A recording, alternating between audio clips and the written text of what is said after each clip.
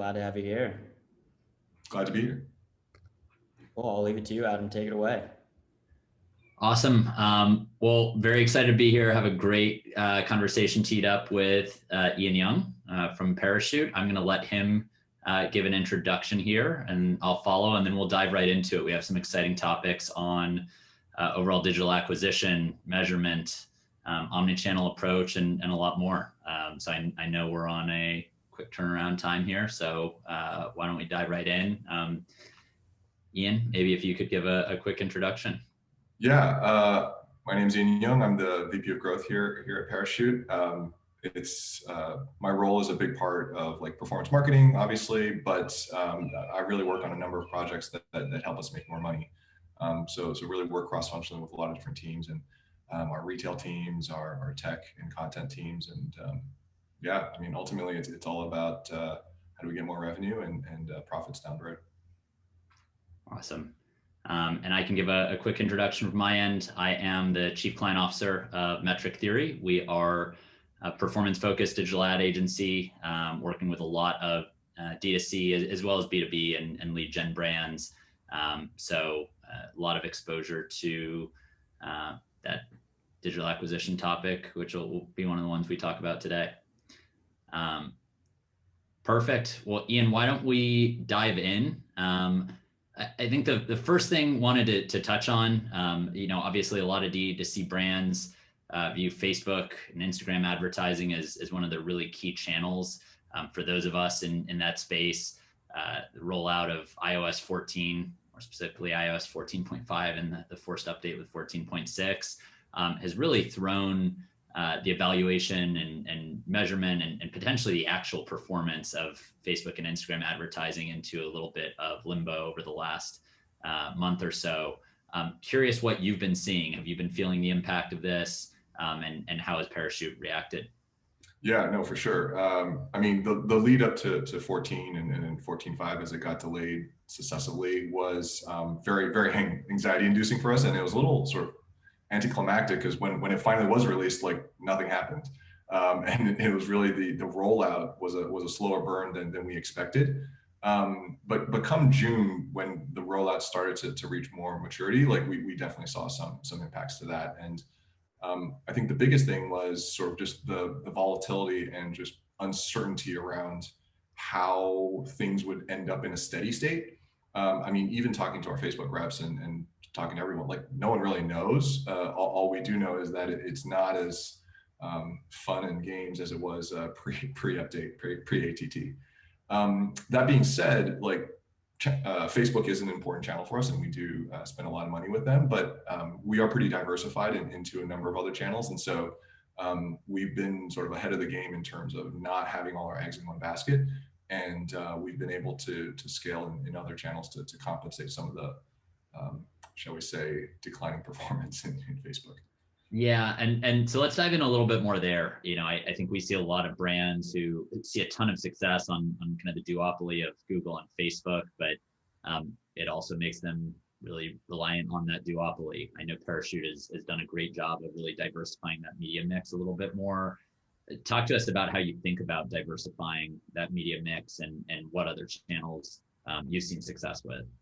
Yeah, no. So I would say that it's diversification shouldn't just be diversified just for the sake of reducing your exposure. Like, I mean, it has to perform at the end of the day, right? So if you're spending money and Facebook is by far the most efficient, by all means do that. But at some point, channels do reach a point of diminishing returns where you can't scale as efficiently. And so the way we think about it is we push the boundaries of scale as much as we can. And then when we start seeing diminishing returns, then we move on to the next and then rinse and repeat.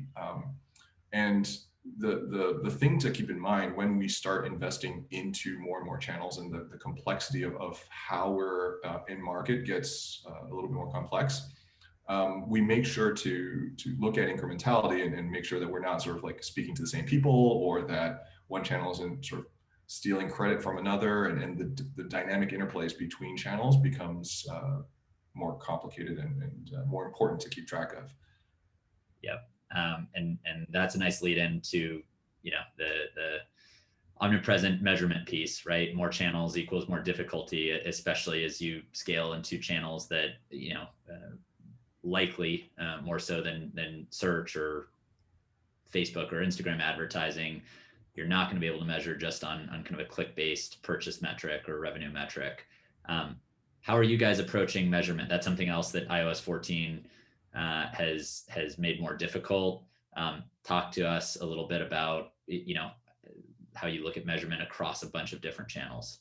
Yeah, it's a really that's a whole 2-hour discussion if we just talked into that. But like at a high level, I think sort of the privacy restrictions, iOS 14, the future state of cookie deprecation, we're moving into a world where directly identifying every single touch, every single click is probably not going to be useful, right? And so like MTA, like that kind of attribution and measurement methodology, I would say is going to go the way of the dodo bird. So what we try and do is do sort of an experiments-based approach. So looking at control and holdouts and being able to separate randomly controlled groups, representative groups into a test where you expose an ad and one where you don't, and then just try and control as many variables as possible. That I believe is the best way to measure incrementality. Unfortunately, that's not always possible because there are certain channels where you can't control that. And then you kind of have to do a little bit of art to stitch together all the different data points and the best you can to form a point of view. It's never going to be perfect, but it should be directionally accurate. Yeah, I think that's something that a lot of, we see a lot of our clients struggling with at times is gotten too accustomed to treating the metrics that they are seeing in Google or in Facebook as gospel. And I think the reality is they've always been imperfect. They've become more imperfect. And it's not letting the perfect be the enemy of the good. I'm actually curious, you mentioned with the holdout tests, which I think is a phenomenal way to evaluate lift and incrementality. Is there anything that surprised you over the last year? A channel or a tactic where, you were looking at data one way and then you ran one of these tests and said, wow, this is performing much, more effectively or possibly less effectively than we were really expecting? Yeah, no, for sure. We've seen both situations, right? And I'll give 2 examples. One that was a lot less effective, and then one that was more effective and surprised us in a positive way.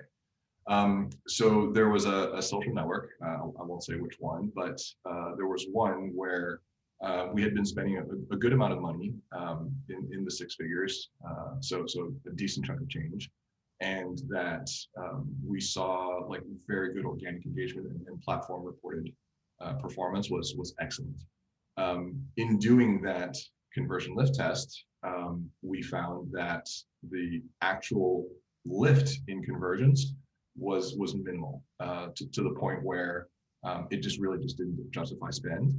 And when we paused spend, we saw like almost a direct shift from the paid click attribution to just the organic attribution from those channels, right? And our interpretation of that was that we were preaching to the choir, right? These are people who were already engaged, already sort of in market to buy our product, and then showing them an ad versus showing something organic really didn't make a difference, especially because the creatives for both were very, very similar, right? Talking about the same value props, talking about the same call to actions and whatnot. So that was one situation where we just got a lot more efficient because we stopped spending money with very little impact on our revenue. The opposite situation was one of our other sort of offer partners. We had a situation where in doing the same sort of control holdout test, we actually saw incrementality above what the platform was reporting. And so we were getting more incremental revenue than what we were paying for, which initially gave me sort of like, no, that's gotta be wrong. Like we messed up somewhere and like some test design got messed up. Right. You assume that platforms are maybe overcounting a little bit and you're taking it's kind of a cost of business. So to see it above that, I'm sure is a little bit of a double take. Yeah, no, for sure. But digging into it, it actually did start to make sense because we were paying on performance, right? So we were only paying for the conversion, sort of like an affiliate commission, based on people who transacted. The difference was is that we were actually serving impressions to consumers who made a purchase, but that the tracking got lost. And so we were able to capture more value than what the tracking was reporting. And from that perspective, ended up attributing more revenue than what the platform reported. Got it. Yeah, no, I think running those tests is, especially with the new channels, pretty fundamental to understanding what the actual impact is. So let's take a little bit of a step back. I think iOS 14 is really, one policy within the larger theme of third-party cookie deprecation. I think we hear a lot in our world about the increased importance of first-party cookies, and with that, engaging your own customers as effectively as possible. I know Parachute has a really robust customer retention program. Talk a little bit about that. What have you guys been able to do well to capitalize on your own data, on your own customers, to the success of the business? Yeah, no. So our retention has been fantastic. Our product is not one that has like a daily or monthly or even like quarterly use case. I mean, our sort of natural purchase frequency is a lot longer, and you don't buy sheets every day, and our product is quite durable. And so if you look out to multi years, so look out like 2 or 3 years, our repeat order rate is actually like close to 90%. So it's very, very strong. And ultimately, the thing that improves your retention is just have a good product that people like, right? So like, I'm not going to take credit for just like having something that people want to buy. And that is, I think, fundamentally part of it. But then like the other things that we're doing in terms of being able to communicate value and be relevant in your communications with your customers, that's, I think, the thing that is sort of manipulatable from a marketing perspective, and that we're constantly trying to improve on. Part of it is tech stack. And so being able to capture first party data signals, understand sort of behavioral traits with the website and what they're looking for, any other data signals that you may have, and then taking that and then sort of serving up a personalized or contextually relevant message. Yeah. You don't want to sort of be the boy who cried wolf and just like start saying stuff that you lose credibility. And on the flip side of that is you want to say stuff that's useful, because that's how you get people to take actions you want. Absolutely. And let's talk a little bit about that tech stack. I think that's something we conversed about earlier. This is something that, I think for marketers, digital marketers, was not a primary part of the job even 5 years ago. And now it's very much becoming one. Talk us through, maybe we start with what you think it takes to build a best in class tech stack on the marketing side. Yeah, no, for sure. And I actually recently saw a diagram of like the universe of MarTech vendors, and it's like a map of the universe, literally. There's so many different points grouped into all these different galaxy clusters of like CDPs and like ESPs, and like it's kind of crazy. And I think for the most part, I mean, obviously we have preferences because we bought into certain vendors, but I would say that there is a lot of parity in a lot of what these guys are doing, right? Like they see one guy do this one thing and then they build it and copy the exact same thing, and then eventually you get to this commoditized like feature set around like everybody has a what you see is what you get email editor, like everybody has like event tracking, like that kind of stuff. So I'll say that like the basic building blocks of what are necessary is like good event tracking, right? Like you need to understand how people are like clicking through your website beyond just like Google Analytics and like, oh, they landed on this website. Great. Well, what do they do when they're looking at that page? How far do they scroll? What elements did they interact with? Did they, for our case, like flip through colorways or sizes? All of those are data signals that we can ingest and interpret, like, oh, they're like only searching for king size beds. They probably have a big house. Ooh, that's something that we should probably take into consideration. Or single bed, only one thing, probably a dorm room, probably a single person, whatever, right?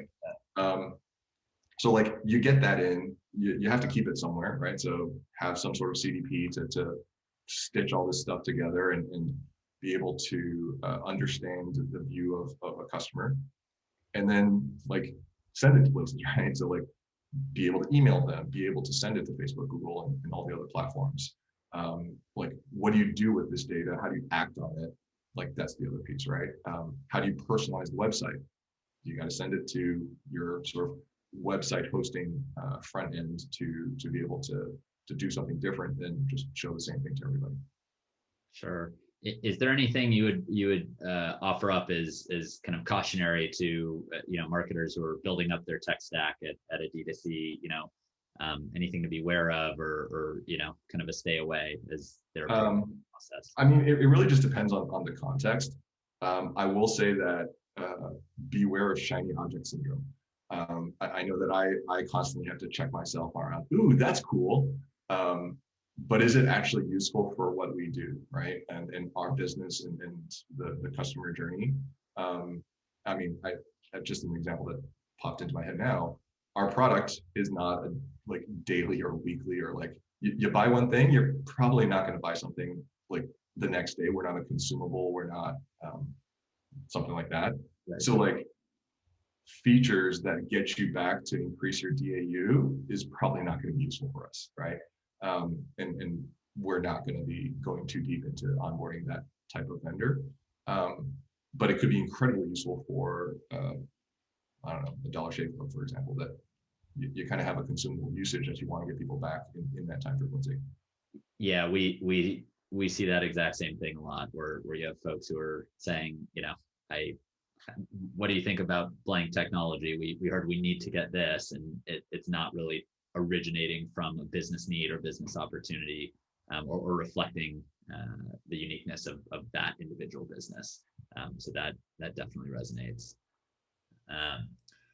Why don't we shift gears a little bit and talk a little bit about omnichannel strategy and as much as I think people are maybe a little gassed talking about the impact of COVID on the business. We have seen a little bit of a changing landscape over the last several months. I think, obviously last few weeks have maybe thrown this in limbo a little bit, but May and June definitely saw a stronger return to in-person shopping. Parachute has, I believe it's 12 physical stores. Tell us a little bit about your omnichannel approach and what have you seen in kind of the shift of sales on the e-com side versus in-store? Yeah, no, for sure. You mentioned that we have 12. We actually just opened 2, Seattle and Scottsdale, in the last couple of months. And we have plans for more to come. Retail is something that is a big part of our strategy. We are investing deeply into physical retail, and a number of reasons, right? One is our product lends itself well to shopping in person, right? Like the touch and feel of it, the helpfulness of our sales associates, all are, I think, a big part of what makes shopping with our brands just a better experience, right? If you sold pens, maybe like touching and feeling it, like you kind of know what a pen feels like. It may not be as helpful, but for us it is super important. And we actually see conversion rates on our e-com side be a lot higher in markets that we have stores than not. So there's definitely some synergies going on there. In terms of like how we've seen that sort of omni-channel behavior flow through COVID, like during and after. Well, I mean, we're still in it, but what you mentioned. I mean, like last year, we shut all our stores down. Like we had to, and it went to 0. Everything went online. As we started opening up, even with reduced capacity and all the safeguards and like social distancing, reduced capacities, all that, we saw a strong sort of like bounce back in terms of people still willing to and wanting to interact with our retail stores. as it got safer and we started to lift those restrictions, I mean, it just came roaring back, and now we're doing better than ever. And that trend of interacting with e-com or our retail stores, we've definitely seen sort of a shift going more towards the physical retail. But like ultimately, we think about it as it's omnichannel. I don't care where, it's like what is most convenient and best for you is how we think about it. And I think there's a definitive synergy between having both, as evidenced by the conversion rates. And even if we didn't have that, look, we just like our intuition and our thesis is that to best serve our customers, having that option is just helpful, and that's why we do it. Yeah, that makes sense. And so, I mean, for other maybe D2C brands who are considering an omnichannel strategy or thinking about opening their first store, I mean, you mentioned already actually some parallels to the tech stack conversation of, don't do it just to do it. Like your product absolutely lends itself to touch and feel that you can't achieve online. What are some of the other considerations that you think brands should have top of mind if they are evaluating an omnichannel strategy?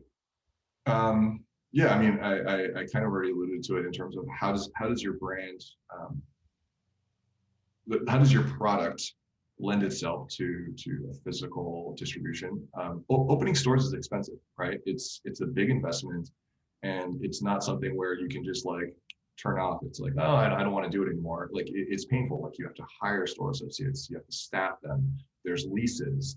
All of that are make the cost of failing at it kind of painful. So definitely want to think twice or three times about that strategy. Besides thinking about the product, it's also your brand, right? So what does your brand ethos bring to the table that makes the retail experience a little different and more differentiated? I think in the past sort of couple of years, retail in the US has been gotten a bad rap. And I think it's because a lot of retailers, especially older legacy ones, really haven't differentiated themselves. Like they just places to go and pick up something, right? And so like if you want to buy something, go to Amazon. It's just a better experience, right? To shop for something is, I think, the differentiator. And then how does your brand bring the shopping experience to life in a better way that you can't do by going to a big box store because they're more convenient or cheaper, or just going to Amazon, which will get you the product faster in most cases. Yeah, absolutely. And then in terms of, broadening your addressable market, and increasing sales beyond the omnichannel approach, Parachute has expanded into some new product categories. I think this is something that just about every D2C aspires to, but few do effectively. I think a lot more D2Cs have a killer launch product than the subsequent products. How do you think about expanding product categories? How have you approached that? How do you strike the right balance? Yeah. And I think this is a broken record at this point, but it depends, right? It depends on the unique context of your business, your product, and your brand. But we have been very successful in expanding. So we started off as betting only and just sort of really narrow focus and niche. And that's where we saw initial product market fit, and we did quite well. But since 2018, we've actually launched 6 new categories, and we are launching more categories to come. And how we think about it is exactly sort of the same way. Like, what is the sort of like core competency of our company that we can bring to the table that makes the new category we're launching a best in class, right? Like you don't want to just launch something just because it's something else. If you do that, that's just like starting a company with a mediocre product. That company's not going to last, right? And that new category probably won't do as well. So what's your unique point of view and sort of differentiator in the marketplace? How does that product, again, have synergies with other things that you sell? So in our case, we started with bedding, and then we expanded into bath, right? So bath being towels and bath mats and what have you. They're both soft lines. They're all sort of into the textiles and comforts of what we sell is originally with bedding. We expanded into robes, again, textiles, comfort, very close synergies. If you're selling bath products, a robe is like very tangential. We expanded into mattress. You have sheets, you're on a bed, right? Like all of these things are quite tangential and synergistic. And that's kind of like the core thing of how we think about sort of launching new products and making sure that our brand ethos fits the expression of the product that we put out to market. Sure. And in terms of marketing those new products, whether it's on your site, by email, through some of the, paid advertising channels we talked about earlier, how do you think about the mix in terms of what you're highlighting between, really the bread and butter product, the sheets, versus these new, excellent products, but newer to the market? Yeah, I mean, well, so that goes back to the initial strategy of what product are we going to launch in the first place, right? Before we even design the product, what's the plan to go to market with it? Like, is it a cross-sell, upsell product, right? It's like, okay, people come in through sheets and then we can upsell them or cross-sell them something else.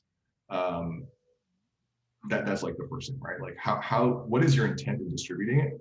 If it's a cross-sell, upsell, then it's easy, right? Like you just identify the customer that could be in market and then you send them this offer or show them this product. If it's something where you want it as an entry point into your brand, it's like starting a new company. Like, okay, well, that's a new product category that may have market dynamics that are different than your core initial product. What's the competitive landscape? What's the sort of ability of your new category to compete in the marketplace against other advertisers in that category who are trying to buy market share from the product you're trying to enter, right? So you have to have some hypothesis around what the conversion rates of that, what are the CPMs of things that you're competing against, and just have a thesis that you're going to be successful to be able to spend and scale into that. Otherwise, don't even bother. Like save the time and effort in developing it. Absolutely. Yeah. I think that preparation, even though it is speculative, is so key. Sometimes we see brands trying to enter the market and, they will assume a similar conversion rate, but just not taking into account that maybe a new product is, a quarter of the AOV that, their bread and butter product was, and wonder why the ROAS isn't there after the fact. So I think that preparation is absolutely crucial. All right, moving on to another topic. I think, something we see still is a lot of brands really still under investing in the development of strong creative and content. I think as you're scaling, it's just, you have these media dollars that serve as easy fuel or gasoline, and there's just less focus on how fuel efficient you are, I guess, in terms of some of the things that you can do to make sure that those ad dollars, that gasoline, goes further. Talk to us a little bit about how Parachute thinks about creative and content, but both, for actual digital advertising, but also other marketing initiatives. Yeah, I mean, content is king, especially in this new world where there's going to be less ability to demographically target. Like it's conceivable that in a couple of years with third-party cookie deprecation and yes, we'll have Flock and all these other sort of aggregated intent groups, but we're not going to know who that person is. We're just going to know what their intent is and perhaps what their psychographics are in terms of why they're in this cohort of individuals. And the only way to speak to that is to have compelling creative and content and a message that resonates with people in that mindset, right? And that's something that I think in the past, people have solved this problem, right? CPGs have been doing this for many, many, many years. Traditional sort of brand marketers and product marketers are really good at distilling down what is the sort of message and value prop that speaks to not just oh, I'm a pen, I write stuff, but what about that pen, right? Is it there's got to be some emotional connection of why I want that pen versus the next pen over. And being able to not only identify what that message is, but then also have it be expressed in a sort of compelling way that captures people's attention and gets people to sort of grok that message and then take action on it. is like the secret sauce, right? And you got to pair that with all the technical digital stuff that performance marketers typically lean on in terms of like refining targeting and experimentation and then figuring out how to mesh those two together. And so at Parachute, we really try and sort of come at the problem from both ends, right? There's the creative brand expression and like thinking deeply about what does it mean to buy something from our brand? Like, what do we stand for? Why should people even care, right? And then coming in from the other end of like, okay, well, what is the best way to serve that message to people in a way that is cost efficient and ultimately profitable for the business? And yeah, that's how we think about it. Yeah, absolutely. And we talked about that a little bit. I think there's probably more of a confluence of brand marketing and performance marketing than ever before. And we tend to have this mindset on the performance marketing side of, well, our job's harder. You know, we've got all these hard KPIs around revenue and ROAS and net profit to hit. And on the brand marketing side, to your point, it's you guys, you know, you can plug some lookalike audiences into an algorithm. You know, we need to actually put thought behind how does this product make you feel and how do we want to represent that. You know, I guess my question there is when you think about even skill sets for digital marketers who are starting their career, what do you think is going to be most important as we fast forward the next 5-10 years? Yeah, I mean, I think it's a little bit of both, right? And to your point, like, I mean, there's a lot of comics and like humorous articles around like, oh, brand marketers, what do they do? They just make stuff up and just like float in the clouds. Or performance marketers, what do they do? They just cut checks to Facebook and Google and like call it a day. And obviously that's not true. Both jobs are very hard and very important, and there are key skill sets on how to do both those jobs really well. It really depends on your organization and your desire, right? Like, I think it's really hard for one person to be good at everything. Like, we're human and we're not good at everything. You can be good like at a base level in everything, but you're never going to be super pointy, right? So you can either be like competent across a number of different disciplines, which I think actually I fall into that sort of category. Like, I'm not super pointy in any particular area, but I am pretty competent across a lot of different things.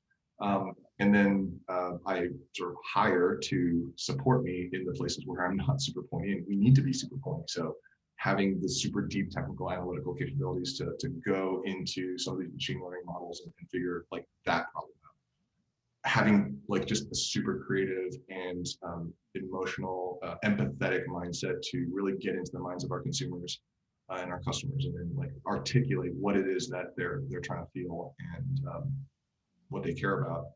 Those are two very different pointiness sort of skills, and being able to pick a lane and like pick a career path, because there's opportunity in any and all of what I just said. It's just a matter of what's your sort of internal personal preference and the need of your organization. Absolutely. Maybe last question or two here, so we can get some of our viewers at home to queue up any questions for the Q&A if you've got them. You know, speaking as a proud owner of a set of Parachute sheets, maybe something disappointing for me as a consumer, Parachute does not run a lot of promotions. I've got to buy my sheets at full price for the most part. That's obviously a very intentional business decision from your end, and one that's worked out well. Hoping you could talk through that a little bit. What goes into that decision making? Obviously, we do see heavy promotional strategy, especially for growing brands trying to acquire new customers, being pretty key in a lot of cases. And you guys have managed to grow without relying too much on promotions. How have you done that?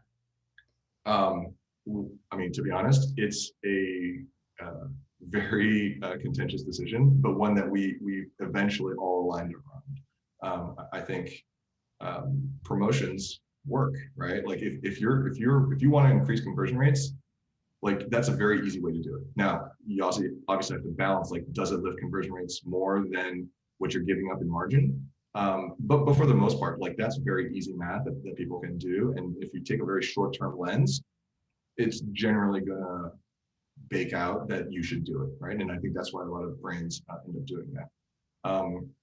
for us, we take a little longer term view in terms of how we think about that.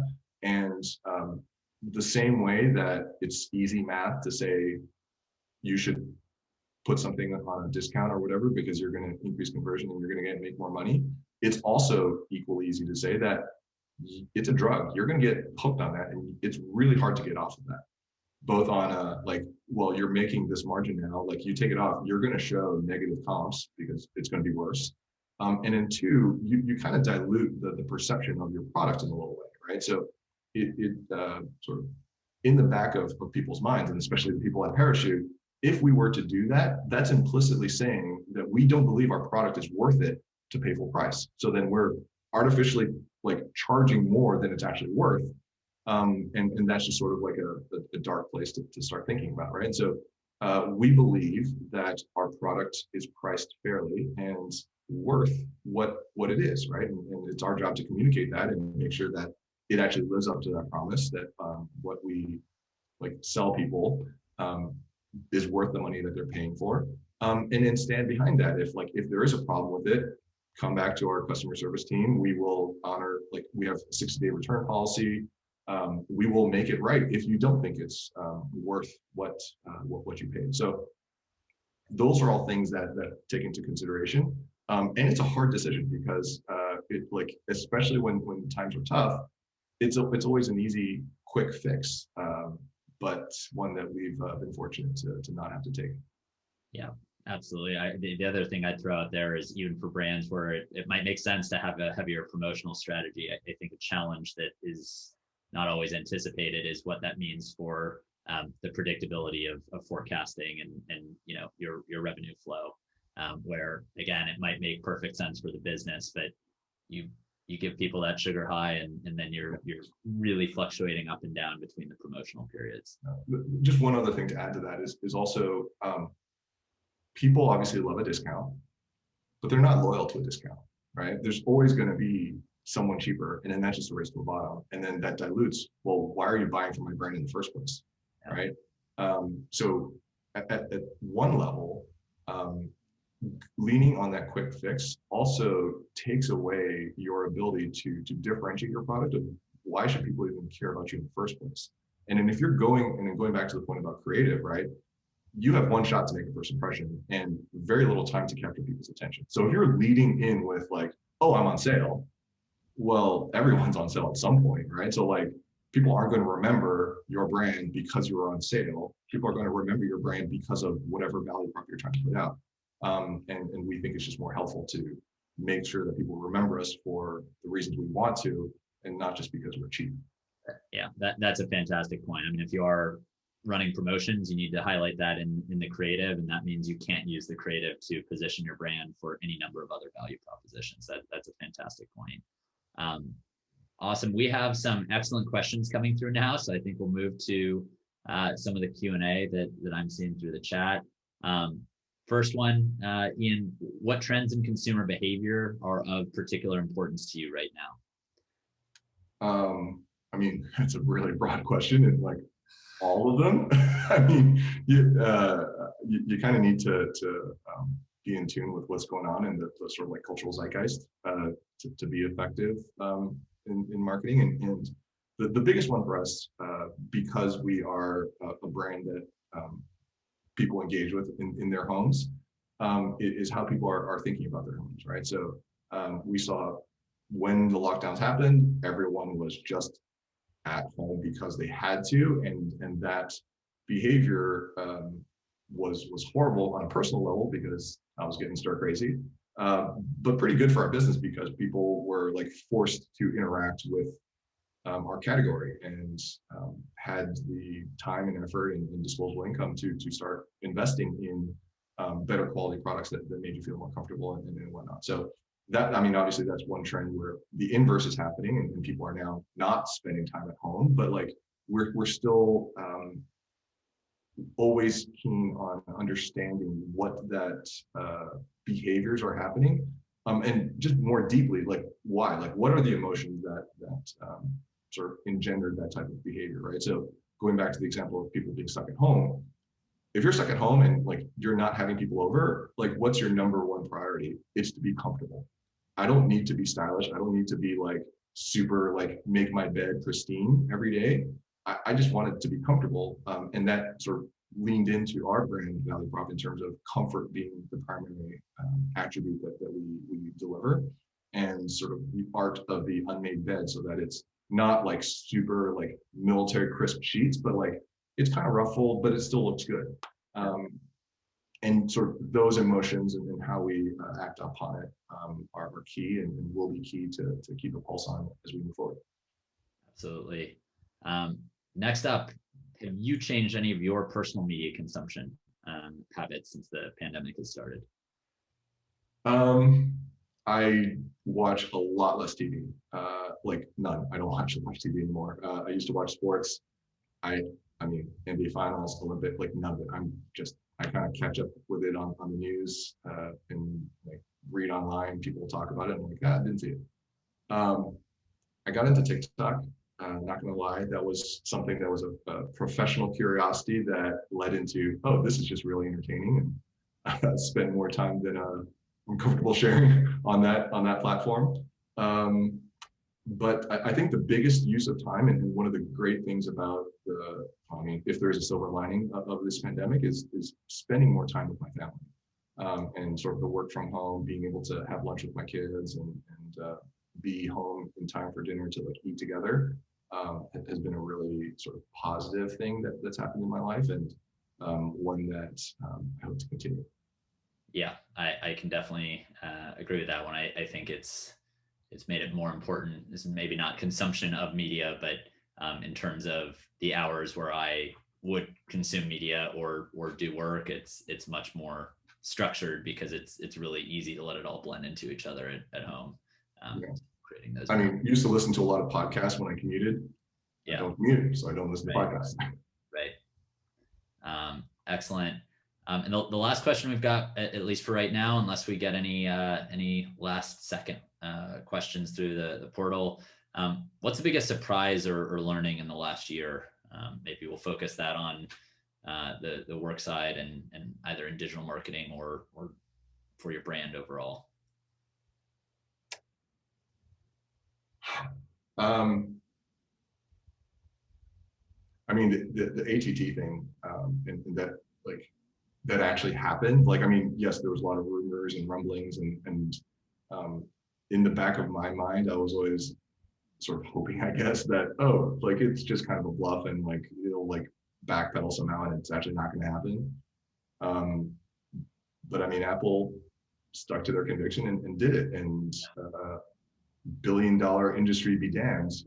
We're all kind of reacting to that. So, I mean, not a surprise, because we all saw it coming. Kind of surprised that it actually happened, and it's impacting a multi-billion-dollar industry in a big way.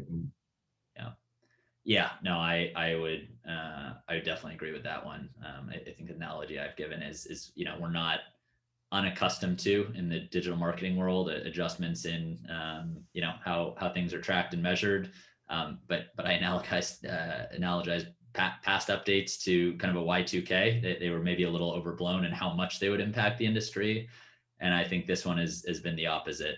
We see dramatically different KPIs and performance for some of our clients, especially who are selling physical products via Facebook and Instagram. So would agree there. Well, I think that is it for all of our questions. Thank you very much, Ian, for all of that information. I think that was great to touch on omnichannel, on measurement, on iOS, and on the creative side. I mean, some really, really actionable insights there. So thank you very much. Awesome. Pleasure being here. Perfect. Thanks so much, guys. Really great to hear from y'all. I want to spend less time at home this next year, but good to know that Ian and Parachute has got me if need to be more inside. So thanks so much, guys. Have a great day. All right. Thank you so much. Take care. Awesome. So huge thank you to Ian and Adam. Such an incredible day of programming and content from our speakers and moderators. I want to give a big thank you to Miles and Ari as well. We hope you will all join Brand Innovators next week on Wednesday, August 4th for the Future of Media Summit. It will be focused on new media and emerging channels, and that will be at 12 p.m. Eastern time. We will be joined by marketing leaders from NARS Cosmetics and many more. Thank you for joining, everyone, and we hope to see you all again soon. Thanks so much. Have a great one.